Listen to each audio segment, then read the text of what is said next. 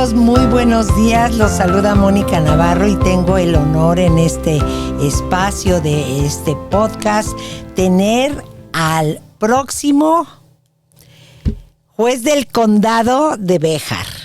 Él está corriendo políticamente por parte del Partido Demócrata, el juez Sakai. Él es una persona, don Peter Sakai es una persona muy honorable. Everybody loves him. Everybody knows about him. Everybody knows that he cares about families, that he always put his whole career to help children to be in a safer place. Now he's taking place for the chair of the Commissioner's Court, and we hope that he's going to be a winner. We give all the hopes and prayers for him, and thank you for being here with us, Judge. It's a pleasure. Tell us about your life, how it started that you are from San Antonio, or where did you born? Well, buenos dias, Monica. I'm proud to be here at Univision and be here on your podcast. Yeah, you know, I grew up in the Rio Grande Valley, in El Valle. I was nací in McAllen, Texas, and my family were farmers. And so I'm a farm boy. And so, yeah, I learned how to get up at the sun came up and work to when the sun went down. Wow. And, of course, my father worked me so hard, I said, I got to go to school and get an education. And so I've been very, very fortunate to become an attorney and then become a judge and work with the children and families here. So it's a long story, and we have all morning to go over it. Yes, I can imagine. And also we have his right and left and head and everything. She's part of his life. Raquel Sakai, thank you for being here. Mucho gusto, buenos días. ¿Ella es mexicana? Sí. ¿De qué parte? Realmente yo nací en Laredo, en la frontera. Mi mamá era de México, de la capital, y mi papá era de Nueva York, vía Puerto Rico. ¿Y cuándo te casaste con Peter? Más de 40 años. Celebramos nuestros 40 años este marzo. ¿Y cuántos hijos tiene? Tenemos dos, Jorge, que tiene 37 años, y mi hija, que tiene 32 años. ¿Y ya eres abuelita o todavía no? Sí, el orgullo de Peter y mío. Tenemos a dos nietos, Grayson, que tiene 4 años, y Grayson acaba de cumplir su primer año, y Jackson tiene 4 años. Judge, why you decide to be the future county judge? You know, Monica, for 26 years, 26 años, I was your district court judge in the children's court, taking care of children and families. And I served for 4 terms, and the last 3 terms, the Bexar County has voted me in without an opponent. So this community trusts me, it knows me, and I love this community. And I've always been there for the children and families. And when Judge Wolf decided to retire, I decided I wanted to continue my public service. I am a servant leader. I am somebody that truly cares for his community, and I want to continue to protect the children and families now as county judge for Bexar County. Okay, and we are talking about in this podcast always about health, about faith, and about passion. How are you going to develop these 3 elements for the residents of the Bexar County? Well, first and foremost, my faith in God is everything. I mean, I think I've been given this opportunity because God has guiding me and has told me to step up and to continue my work. Even though I could go take care of my nietos, I decided that I still have enough energy and passion to continue to work. And I think it's just a matter of working with the people, connecting with people. People want government to work. They want solutions. They want people who come together and not divide us, but bring us together. And that's what I'm going to do. I'm going to connect people, bring the experts to the table, and find out how we can fix the the complex problems we have here in Bexar County. Which are the most complex that with passion you can, develop? Well, obviously we have generational poverty. It's a big issue. Also housing. We also have a criminal justice system that we must stay focused on. We need to focus in on public health, wellness, nutrition. Those are all issues that are very, very important to me.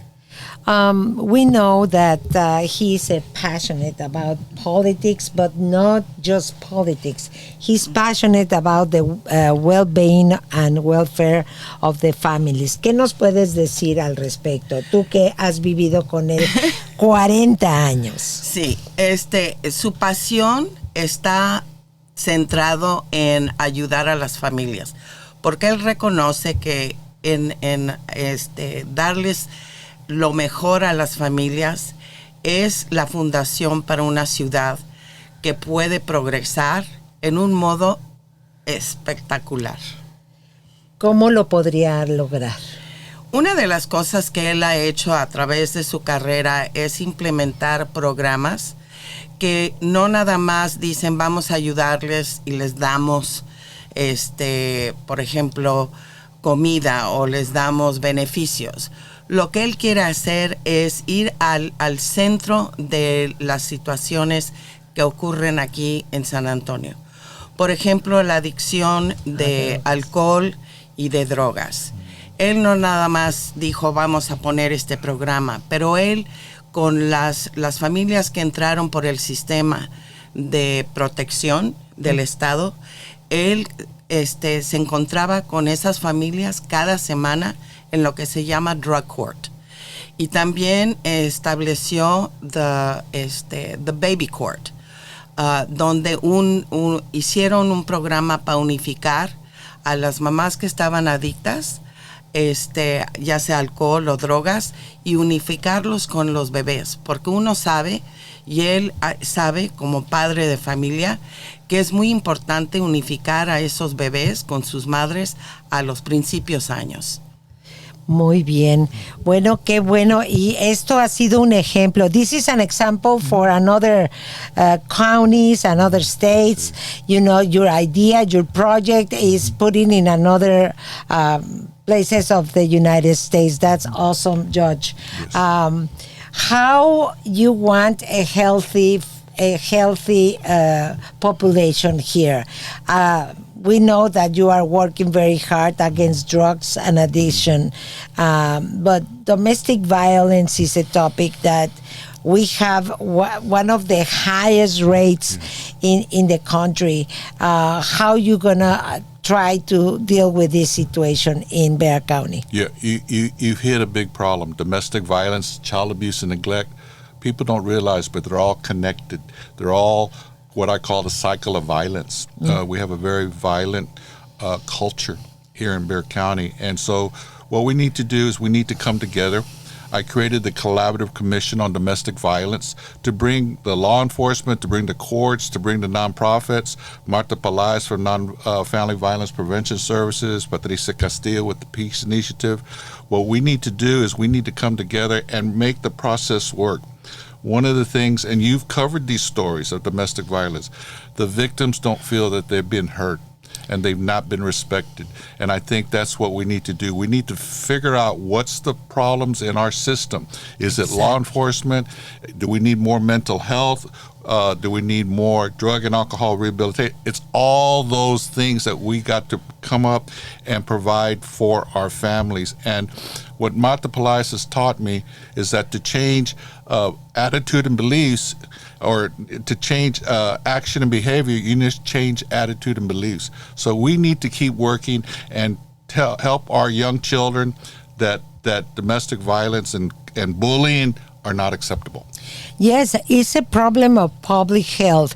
That's the reason that in this podcast it's very important to talk about health. Yes. Because if we don't have a population that is healthy, we cannot progress. And we are seeing more problems of addiction, obesity, and among our Hispanic community is worse. So and diabetes. Diabetes, exactly. So how Judge Peter Sakai is going to address all this situation? I know that you are very close also with University Hospital, and they are opening more hospitals for children and women. How the judge is going to put together this with the taxes that our community provide to the county? I am committed to make sure that all parts of our county are provided access to health care.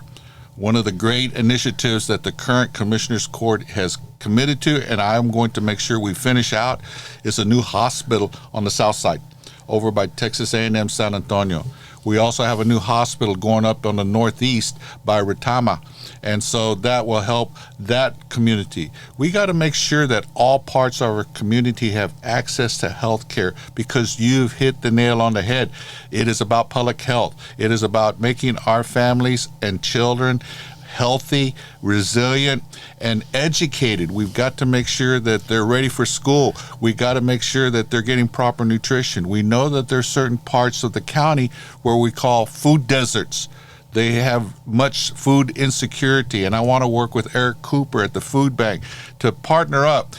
One of the beliefs I have is that government can't fix everything. We need to create public and private partnerships with the nonprofits, with the churches, with the neighborhood associations, with the people, the community. Let's come together and let's deal with this public health, dealing with nutrition, food deserts. Let's make sure that we have fresh vegetables and fruit for everybody in our community. I am proud to partner up with Commissioner Tommy Calvert, who created an urban farm over on the east side. Exactly. Those are innovative ideas that what we must do is create these urban farms, and then we give away these fruits and vegetables and give it to the community, and that's why we will have a better community when we take care of our children and families. Raquel, ¿ya ves cómo lo escuchas con qué pasión? Sí. Siempre ha sido así en la vida. Siempre ha sido así. Acerca de apoyar a la comunidad, por años, desde que fue el fiscal, el asistente fiscal, él se enfocaba en los juveniles, y él hizo unos programas con las escuelas para educar qué era lo que estaba ocurriendo en la comunidad acerca de la violencia. Y una de las cosas que él desea es educar e informar, no tener esos burocracias que nada más cada quien en su isla, pero abrir esas burocracias y hacer la información para todo el mundo.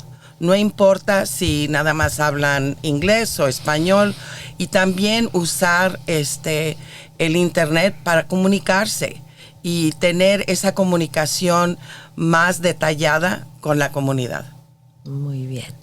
Judge, we know that we are having a lot of problems with Child Protective Services. This agency, I don't know exactly, because I am a reporter and I don't work inside, but I've been covered for many, many years a lot of child abuse and neglect cases, and we see that sometimes they are overwhelmed. They don't have enough staff. The staff is not prepared.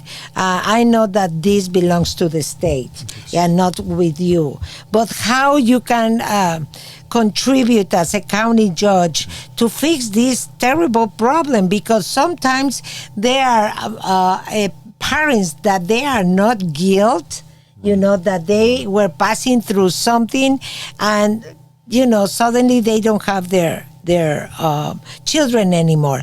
And in another case, the children return to the family, to the parents, and they don't survive, and they've been killed. This is outrageous. How you gonna try to fix this situation, Judge? At least in the Bexar County. Monica, you have again hit the nail on the head about Child Protective Services, our child welfare system, our foster care system. I'm going to probably upset some people with my comment. We have failed leadership in Austin, Texas, and that's why I think voting and elections are so important, and I hope people understand that. But to your point, what we need to do is we need to give dignity and respect to those caseworkers. You're correct. They are overworked, underpaid, and there's a turnover. Turnover is 30 to 40%. No business owner can run a business with that kind of turnover. And so how can we expect our government employees if we don't give them dignity and respect? The same thing for caseworkers, the same thing for teachers, to law enforcement. We don't always give respect to people who work in government. And that's just the way things are now. And that's the reason why we got to come together. What I can do as county judges to what I did as children's court. Let's come up with a program. We're going to figure things out at the ground level. One of the things that I committed to, based on what's called restorative justice, is let's figure out how to put children back with their parents. That's why family drug court, working with parents who have addiction. Our early childhood court, baby court, works with mothers who have suffered trauma, child abuse, and sexual assault themselves. And that's the reason why they have their issues with their babies. We put the mother and baby back together again. My last program was the college-bound docket for foster kids that had aged out, that what we're doing is connecting them with college. We have 600 foster kids that have aged out that are going to UTSA, Texas A&M San Antonio, or Alamo College District. Mm-hmm. And so I am proud, because if we don't take care of those foster kids, they become homeless. They go to jail. They become trafficked. They become victims of domestic violence.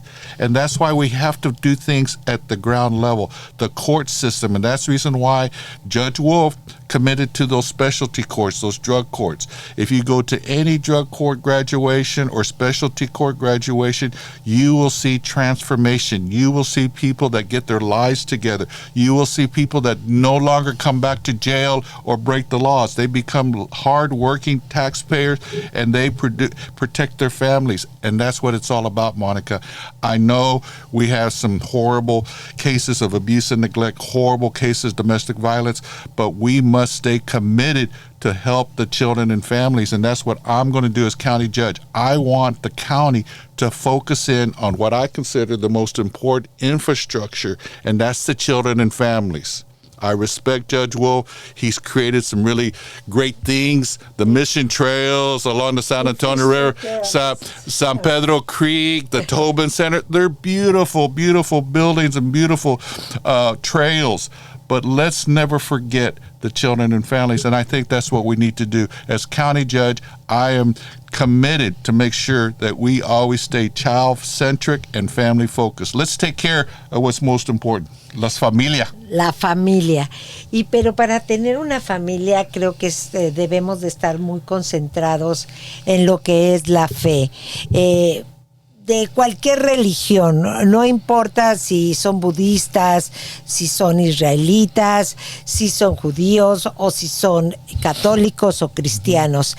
Pero ¿qué tan importante es tener fe para tener una familia saludable? Es la fundación de cómo se une la familia.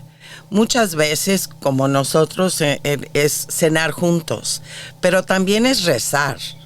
Es muy importante. Rezar y tener una esperanza. Pray and have hope. Yes. That we can change the system. That, and if you pray and if you, decrete is the word, decrete that everybody can be better in this life, in this community, we can have a better future. What do you think about that, Judge? Monica, I am not ashamed to say that every day I say a prayer to God to give me the strength to trust Him, that He'll show me the way. And I think, you're right. We respect everybody's religion, no matter what it is, but we must always have faith in a higher being. That's one of the basic tenets of what we call the 12-step program of people who are trying to get to sobriety. Surrender yourself to a higher power. Acknowledge that you can't control your life, and you must have that faith. And that's the reason why I believe that people need to have faith in government again. We live in a very excuse me, crazy time. We got people that make up rules. We got people that say that elections are fraud and that we don't have a president that is elected. No, we must speak the truth. And so sometimes I believe we got to just get away from all that negative talk, that toxic, that hurtful talk, the violence that goes in our community, and let's put our faith back in God and let us come together. And I believe that's what reason why I'm running. I want to help our community be a better place for our children and grandchildren. Judge, thank you for these wonderful words. But a little question. Mm-hmm. How your passion born? What was the motive? Since you were a kid with the farmers, among the farmers' environment, how the passion to be someone like you and to serve started? Because, Monica, in the work I do, I see miracles. I see miracle when a parent gets their children back. I see a miracle when I see a foster kid go to college and become a productive citizen. I see a miracle when I see the courthouse working together to help people. I see a miracle when people say thank you to me and say, Judge, you changed my life. Monica, every day somebody will say, Judge, and sometimes they say, Judge, I didn't like your decision. You took my kids away. Yes. But my kids now love me because those parents became better parents later on. Not at the time that I had to deal with them. Sometimes I had to be tough. I had to sometimes be in their face and tell them, this isn't right. Don't treat your children like this. But, they learn to appreciate it. And so that's what gives me the passion, Monica, is that one family at a time, one child at a time, the miracle, I call them miracles that, when people come up and say, thank you, Judge, thank you, or Judge, we did an adoption. We adopted our foster child when they were a baby, and now they're 20 years old, and then they're giving us grandchildren. So, Monica, even though there's some, a lot of darkness and crazy things, there are just so many still good people. And I truly believe, especially in Bexar County, San Antonio, it has heart, corazón. Sí. And I know that we're even though we're a large city, we're a small town. Exactly. And we need to stick together. And so that's the reason why, again, I want to be your next county judge. Very good, Judge. We know also that we have a terrible problem here in Bexar County is another public health, that is mental health. And we know that se desarrolla, ¿verdad?, por muchos traumas, inclusive desde la niñez, abuso de drogas, ser víctima de violencia.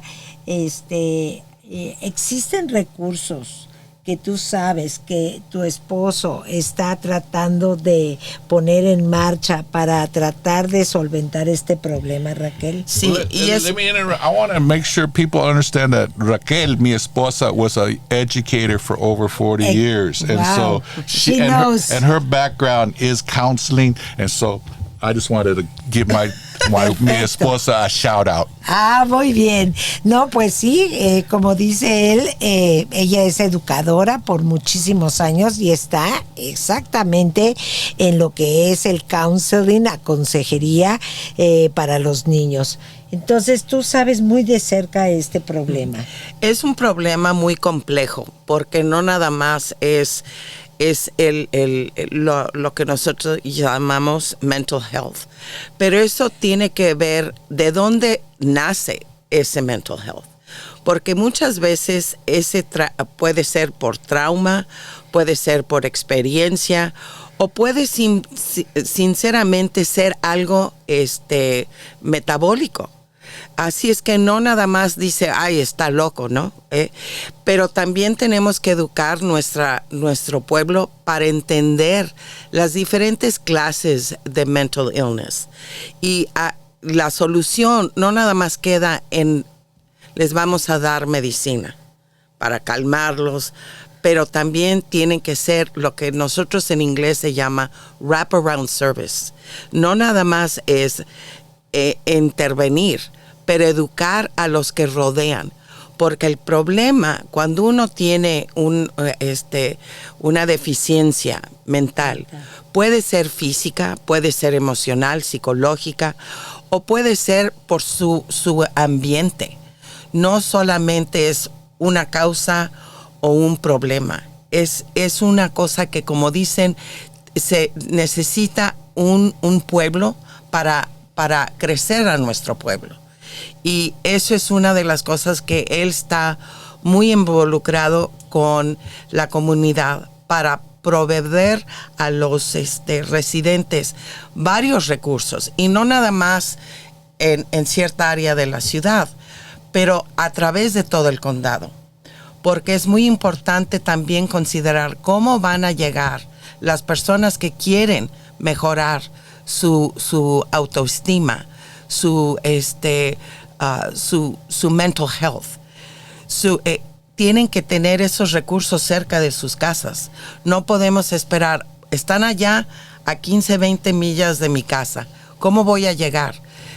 Sí, en poblaciones rurales, ¿verdad? Sí, entonces, ¿cómo van a llegar? No tienen acceso a medicamentos, no tienen acceso a, se les acaba el medicamento, ¿y qué sucede? Viene la depresión por la falta de serotonina, por la falta de los elementos biológicos del cerebro, ¿y qué sucede? Que llegan a quitarse la vida.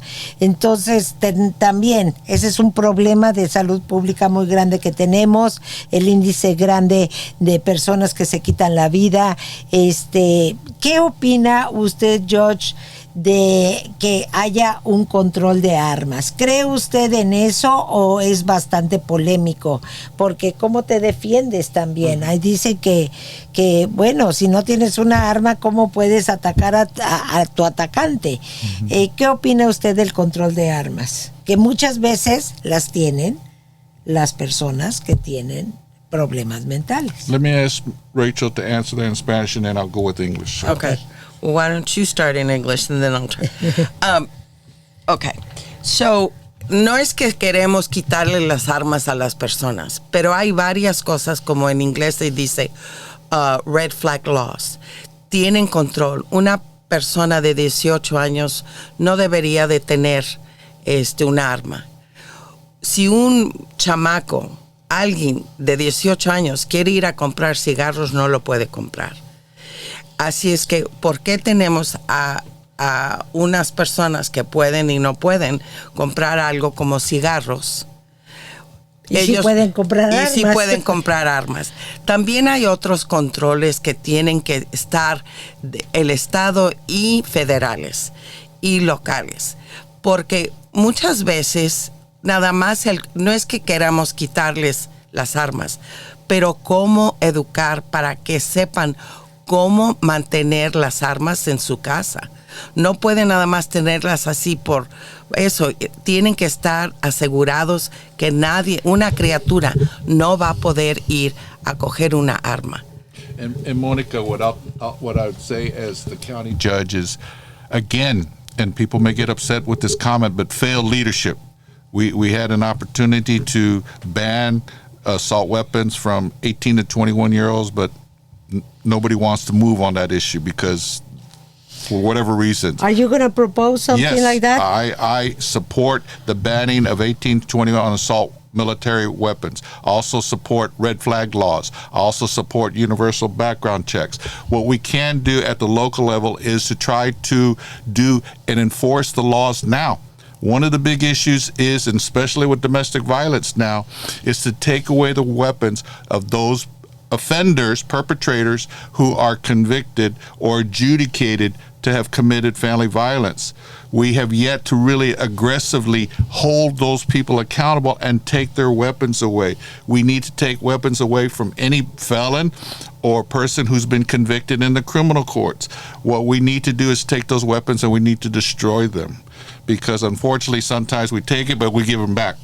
And so this culture of allowing guns to be in our community, we need to enforce the laws that are on the books. And that's what I want to do. I want to work with our judges. I want to have a conversation, and I want to say, hey, we need to be more aggressive in regards to controlling these guns in our community. We got to make sure that people who shouldn't have guns, especially people who have mental health issues, we need to use our probate court, Judge Kaysen and Judge Vasquez, who are great.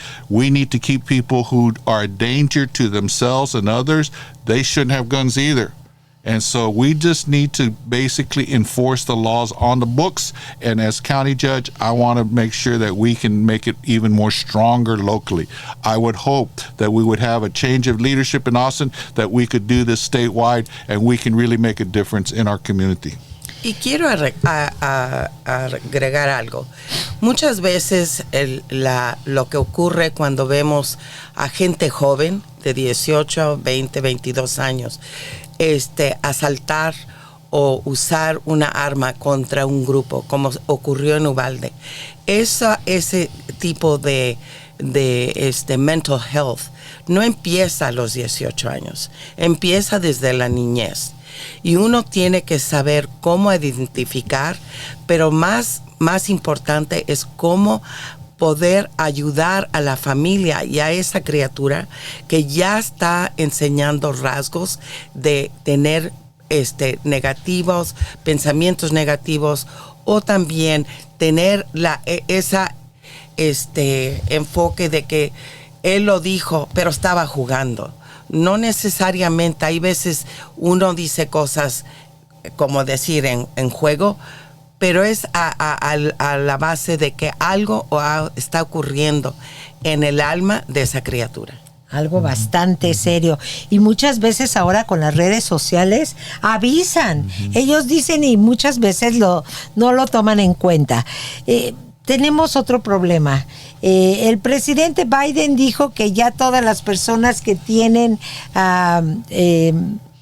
récord criminal por posesión de marihuana, possession of marijuana, they can be, released from the jails.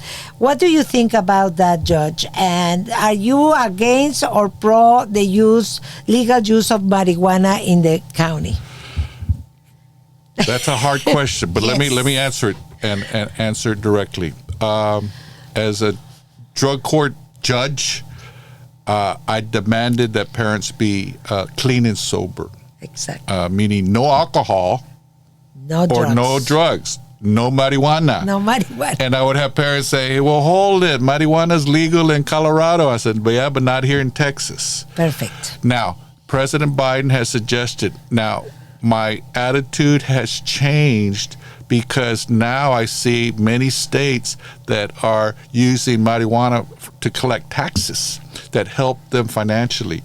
And I am willing to look at the legalization of marijuana and support President Biden in the pardoning of the low offender marijuana cases because those offenders don't belong in the system. And that's the other thing. We can't lock people up that are poor or that they've only broken like minor drug laws, that they're not a danger to the community. And so I am slowly coming to the realization that what we need to do is we need to legalize marijuana, we need to tax it, and take the property taxes that we put on our homeowners, especially the seniors, the disabled, our veterans. We need to take the burden off of them because they're getting hurt. And I want our seniors to age in place. In other words, they need to live in dignity and not be scared that they have to move out because they can't pay the property tax. And so I've got to make sure that we keep the property taxes under control. I'm going to do my best to lower the property taxes, but we also have many challenges for the programs that we need to support. And so I want to support the sheriff. I want to support our CPS. I want to support our nonprofits. And so a lot of tough decisions to make, Monica. I can imagine, Judge. I think it's very important to address, do you have like an agenda? How is going to be your first day as a county judge? My first 100 days, Monica, is to go in and to meet with all the elected officials, to meet with all the department heads, to meet with all the employees. One of the things you might have seen in covering the courthouse is that we're all kind of separate. You know, everybody kind of does their own things, Segregated, and nobody talks to each other, and nobody works together. What I want is to talk to the employees, give them dignity and respect. Tell them I value them. Tell me how we can make your job better. How can we help people? I want every county employee to have an attitude, how do we help? How do we give back? And I want them to understand then, what do you need to do a better job? Do you need better technology? You need better pay?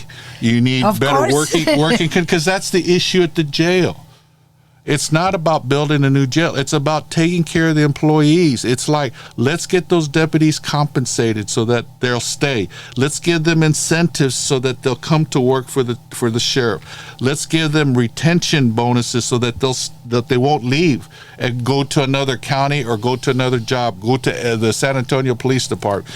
What we need to do is take care of our employees and change that working conditions, especially at the jail. What we need to do is take care of our county employees, and that's one thing. I worked there, and that is something that I will tell you is been a problem. We don't give dignity and respect to our employees, and that's what I want to do. I want to make sure that they know that they're valued, and I want them in return to provide better service to the people who need their help, especially people who come to the court. People who come to the courthouse, unfortunately, have a lot of problems, Monica, and you've been there at the courthouse, and you know how much hurt, despair, sadness, Yes. anger, frustration.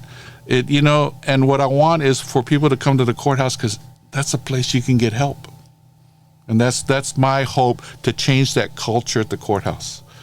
Let's help people. A center of help instead of a center of punishment. Yes, and then they know where they got to go, and then we hold people accountable, and then we move forward. So I want to have that conversation with the judges. I want to have the conversation with the sheriff. I want to have conversations with our tax assessor collector, our district clerk, our county clerk, all of the department heads that make up Bexar County. And you've already identified, it's the sheriff with the jail, it's the university hospital system, it's our elections department. That's very, very important. Make sure that people have the right to vote. Education. And then the economic development. We've got to make sure that we are supporting our small businesses, especially the small businesses in the west side, the east side, the south side. All those small businesses are what make this county great. Exactly, because they are our Hispanic community, and That's we right. are hard workers there. That's right. Finally, the exercise to vote. Mm-hmm. We have to vote with passion. We have to elect our people that we want that lead this county. Judge, a real message for everybody. This podcast is going to be 2 or 3 days. I don't know exactly the day of the election. A message for the people that never vote, and for the young guys that there is the first time that they're going to vote in this November. Their vote is their power. Their vote is what makes change. Their vote is, if they truly care about their community and they want to join with me, they've got to engage. They need to learn. I'm not telling them who to vote for. I just want people to go vote. I want them to participate. And Monica, you and I have been around to know that knowledge is power. And that power is in your voice, and power is in your vote. And that's something that what we need to do is educate our children and grandchildren. I want to make sure they understand they have to be involved. They have to care about their community. We're getting to the point where we want to be isolated. We want to be by ourselves. No. We need to come together. We work together. We play together. Sometimes we argue together, but we always have a common purpose, and that is to protect ourselves and protect our community and protect our children and grandchildren. And I want to be able to make sure that we have a community that our children and grandchildren want to come back to, and they want to work, they want to live, and they want to raise their children. Perfect.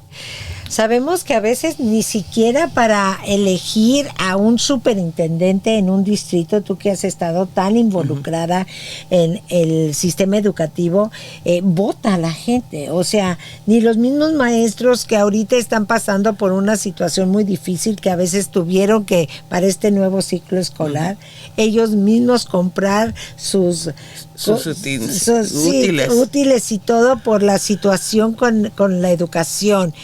Mensaje también para toda la población que salga a votar.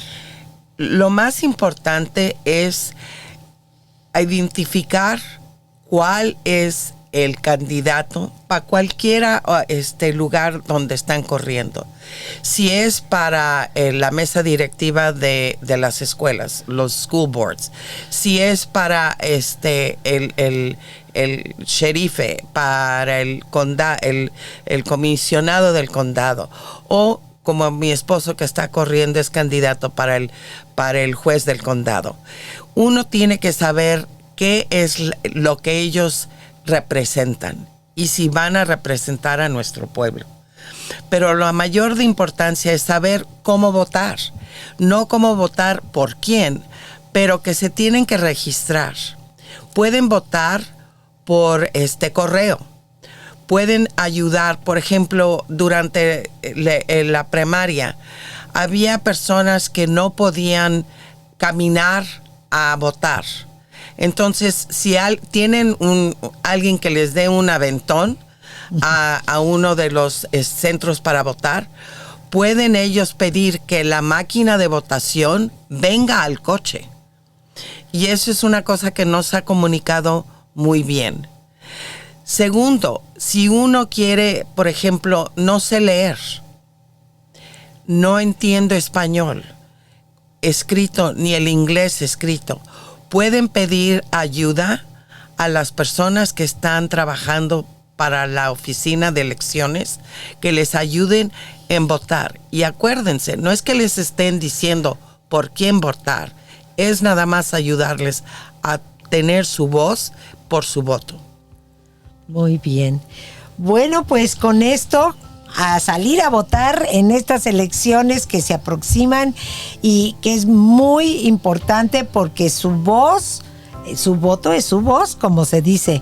Y por favor, tengan en cuenta todo lo que dijo el juez Peter Sakai aquí en este podcast. Tomen nota de todo lo que prometió, porque si no lo cumple, van a ir con él y le van a decir: Josh, en el podcast de Mónica Navarro usted dijo que. Entonces tomen nota, suscríbanse con nosotros en todas las plataformas sociales, de las redes sociales. Y bueno, pues fue un honor. Muchísimas gracias, Raquel. Mucha suerte, mucha salud, mucha fe y mucha pasión. Hasta luego, amigos. Hasta luego. Adiós.